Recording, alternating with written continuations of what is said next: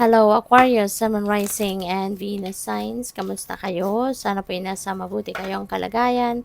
Welcome back po sa Star Tarot. At kung bago kayo rito, welcome din po kayo. Please subscribe, like, share my videos, and leave me a comment kung nakaresonate po kayo. Thank you. So first card, we have manifestation, brilliance, activity. So, napakaganda nito kasi nasa higher energetic frequency of manifestation kayo at this time. So, kung ano man itong mga gusto mong siguro ma-achieve, gusto mong makamit sa buhay, pwedeng sa ngayon, yan ay makukuha mo na. Yan ay mamamanifest mo na din, no?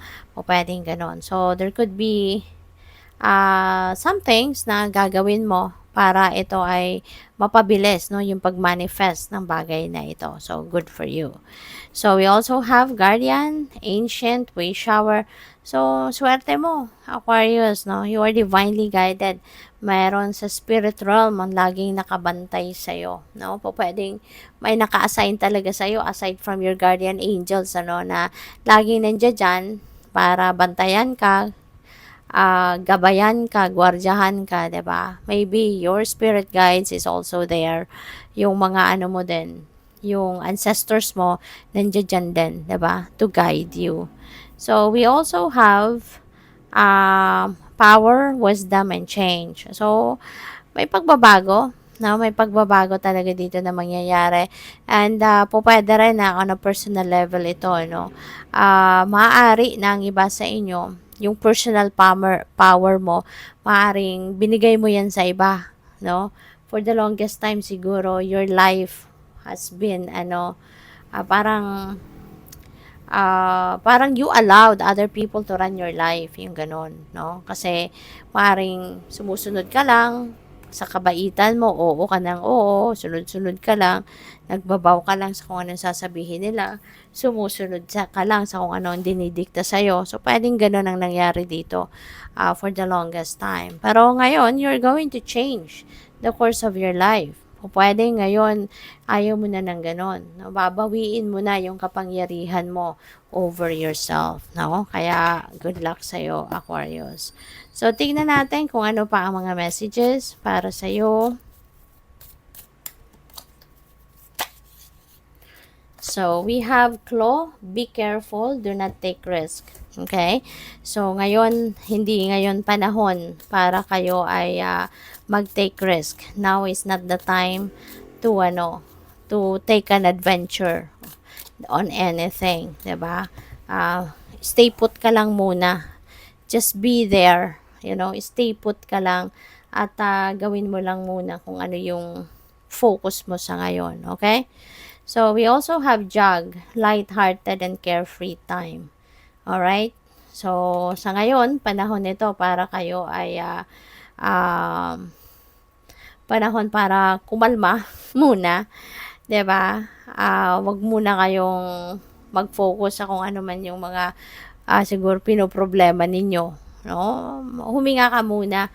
Makakatulong nito para kayo ay makapag-isip ng mas maayos kung kayo ay magfo-focus muna ngayon pansamantala sa, alam mo yon, yung pag-unwind muna, 'di ba, para makapag-relax ang isip at katawan mo. So, we have Vine, seek out information that will help you. So, pwede na kailangan mong anuhin muna ngayon before you make any decision. Kung meron kayong mga decision na kailangan gawin, mag-research ka muna, no? Gather more information, gather more facts na pwedeng makatulong sa iyo na mas makapag-desisyon ka ng maayos, makapag-desisyon ka ng tama, 'di ba? Yung ganon. Huwag munang padalos-dalos, huwag ka munang magsisettle lang sa kung ano lang ang nandiyan dyan. Do some research. Okay?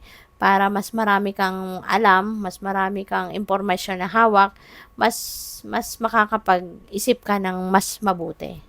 So, we also have acts, forces working against you. So, yan, mag-ingat ka kasi pwedeng merong mga naiinggit sa'yo dyan, merong mga nagagalit sa'yo. Sometimes din, hindi natin alam na wala naman tayong ginagawa, wala naman tayong sinasabi against anyone, pero may mga taong nagagalit sa atin, hindi ba? And it's because of inggit. No, it's because of inggit. Kaya dapat maging maingat kayo sa mga bagay na kinikwento ninyo, sa mga ginagawa ninyo, 'di ba? Always ano, always be careful with what you share with other people.